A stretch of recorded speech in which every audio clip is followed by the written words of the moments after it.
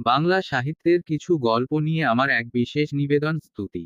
আপনারা শুনছেন স্তুতি, আমি সৌরভ বেজ আজ নিয়ে এসেছি আপনাদের জন্য একটি নতুন গল্প বনফুলের লেখা স্বাধীনতা। উৎস, লেখক ও বিষয় পরিচিতি। বনফুল, লেখকের ছদ্মনাম। তার প্রকৃত নাম বলাইচাঁদ মুখোপাধ্যায়। 1891 খ্রিস্টাব্দের 19 জুলাই বিহারে পূর্ণিয়া জেলার মণিহারি গ্রামে বনফুল জন্মগ্রহণ করেন। তার আদি নিবাস হুগলি জেলার শিয়াখালা গ্রামে। বনফুল পেশায় ছিলেন চিকিৎসক, কিন্তু সাহিত্য রচনার জন্যই তিনি বাংলা সাহিত্যে বিশিষ্ট স্থান দখল করে আছেন। গল্প ও উপন্যাস উভয় বিভাগেই ছিল তার অপরিসীম দক্ষতা। তার লেখায় নানা আদর্শ, ভাবনা ও বক্তব্য স্থান পেয়েছে। 1979 খ্রিস্টাব্দের 9ই ফেব্রুয়ারি বনফুলের দেহাবসান ঘটে। স্বাধীনতা গল্পটিতে সুবল নামক ছাত্র ও পণ্ডিতমশাইয়ের কথোপকথনের মধ্য দিয়ে বনফুল স্বাধীনতা শব্দটির একটি নতুন সংজ্ঞা দান করেছেন। স্বাধীনতা তখন সার্থক হয় যখন দেশবাসী পবিত্র আদর্শ এবং পারস্পরিক ভালোবাসার দ্বারা পরিচালিত হয়। পণ্ডিত মশাইয়ের কথাটিই গল্পটির মূল তব্য। শুরু হচ্ছে আজকের গল্প স্বাধীনতা। স্বাধীনতা মানে কি? পণ্ডিতমশাই জিজ্ঞাসা করলেন সুবলকে। সুবল উত্তর দিলে, নিজের অধীনতা। নিজের অধীনতা বলতে কি বোঝ তুমি? ঈষৎ মাথা চুলকে সুবল বললে, মানে, নিজে আমি যা খুশি করব তারই অধিকার। তোমার নিজের যদি খুশি হয় চুরি করব, ডাকাতি করব, মাস্টার ঠ্যাঙ্গাবো, পড়াশোনা করব না, সকলের অবাধ্য হব, তাহলে এইসব করবার অধিকার তোমাকে দেওয়ার নাম তো স্বাধীনতা। না স্যার। তাহলে? সুবল চুপ করে রইল। পণ্ডিতমশাই একে একে সব ছেলেকেই জিজ্ঞাসা করলেন। কেউ সদুত্তর দিতে পারলে না। সুবলই ক্লাসের মধ্যে সবচেয়ে ভালো ছেলে। সেই যখন পারলে না তখন আর কে পারবে? পণ্ডিত মশাই বললেন, এখন আমরা স্বাধীনতা পেয়েছি, এখন আমাদের ভালো করে বুঝতে হবে কথাটার মানে কি। সুবল, তুমি ঠিকই বলেছ, কথাটার মানে করলে স্বাধীনতা মানে নিজের অধীনতাই বোঝায়। কিন্তু নিজের কথাটার বিশেষ অর্থ আছে একটা। নিজের বলতে কি বোঝায়? তোমাকে যদি দুটো আম দেওয়া হয়, একটা পচা আর একটা ভালো, আর যদি বলা হয় ওর মধ্যে একটা তুমি নিজের করে নাও, তাহলে কোনটা তুমি নেবে? ভালোটাই নেবে নিশ্চয়ই। পশুরাও চায় যেটা ভালো সেটা নিজের হোক। মানুষ পশুর চেয়ে অনেক বড়, তাই সে শুধু নিজের চায় না, নিজেদের ভালো চায়। সকলের ভালো হোক এটাই সভ্য মানুষের কাম্য, এবং সকলের ভালো করবার অধিকারকেই স্বাধীনতা বলে।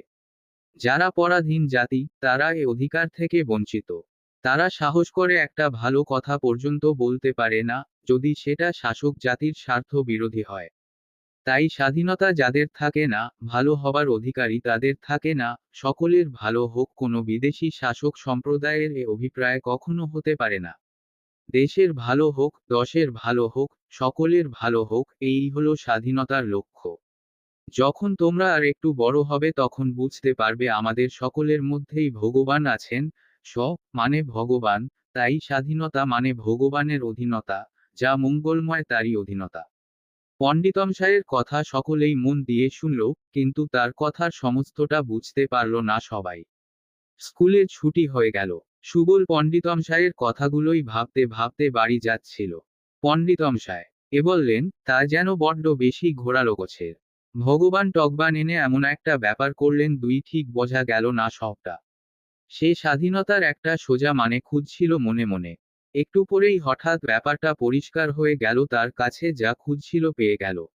সেই দিন সুবলের মা বেড়াতে যাচ্ছিল একজনের বাড়িতে। দূর সম্পর্কের আত্মীয় হন তারা, তাদের বাড়িতে কার যেন অসুখ করেছে। বেরোবার আগে মা সুবলকে বললেন, অরে, ভাড়ার ঘরের তাকে দুটো আম আছে। যদি খিদে পায় তো তুই একটা নিস আর মনুকে একটা দিস। মনুও তাদের দূর সম্পর্কের আত্মীয়। মা মরা ছেলে তাদের আশ্রিত। মা চলে গেলেন এবং প্রায় সঙ্গে সঙ্গে খিদে পেয়ে গেল সুবলের। পড়ছিল, তোরাক করে উঠে ঘরে চলে গেল সে। গিয়ে দেখলো দুটো আম রয়েছে বটে, একটা ভালো, আর একটা পচা।